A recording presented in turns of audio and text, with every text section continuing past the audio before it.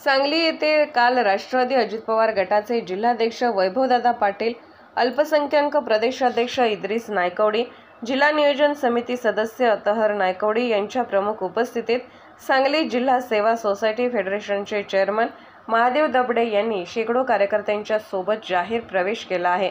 आगामी लोकसभा निवडणुकीच्या पार्श्वभूमीवर राष्ट्रवादी अजित पवार गटाचा विस्तार सुरू असून मिरज पूर्व भागातील लवकरच काही पंचायत समितीच्या माजी पदाधिकाऱ्यांचा प्रवेश होणार असल्याचे विश्वसनीय माहिती मिळत आहे। त्यामध्ये आजी माजी सरपंच, जिल्हा परिषद माजी पदाधिकारी, पंचायत समिती सदस्य यांचा समावेश आहे।